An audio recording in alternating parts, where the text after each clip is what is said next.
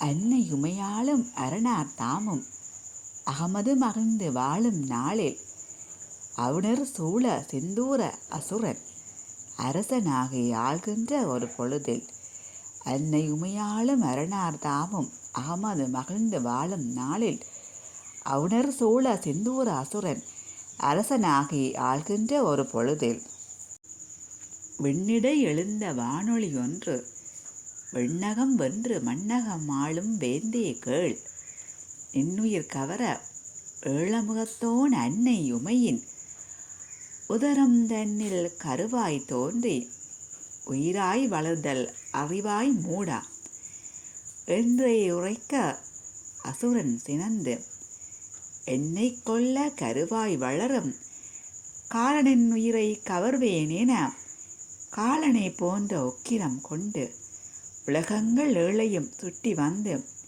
உமையால் வாளிடம் தேடித் தெரிந்தான்.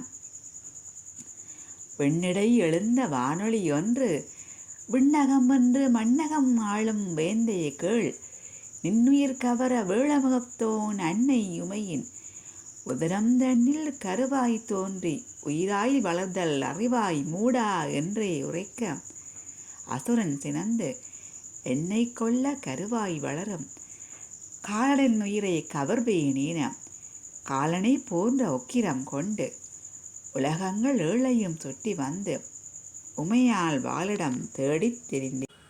புவனம் தன்னில் பெரியலி வனத்தில் புவன நாயகி வாழுதல் கண்டு அவ்விடம் நாடி சென்ற வேளை அன்னை அங்கு துயிலனில் இருந்தாள். அரணார் தவத்தில் ஆழ்ந்துமே இருந்தார்.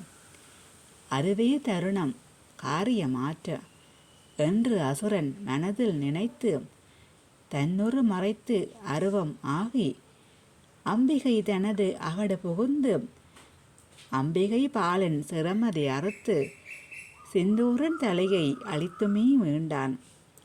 சிரமற்ற சிசுவது வளர்தல் அறியான். புவனம் தன்னில் பெரியலி வனத்தில் புவனநாயகி வாழுதல் கண்டு அவ்விடம் நாடி சென்ற வேளை அன்னை அங்கு துயிலிருந்தாள். அரணார் தவத்தில் ஆழ்ந்துமே இருந்தார். அதுவே தருணம் காரியமாற்ற என்று அசுரன் மனதில் நினைத்து தன்னொரு மறைத்து அருவமாகி அம்பிகை தனது அகடு புகுந்து அம்பிகை பாலன் சிரமதை அறுத்து சிந்தூரன் தலையை அழித்துமே மீண்டான். சிரமற்ற சிசுவது வளர்தல் அறியான்.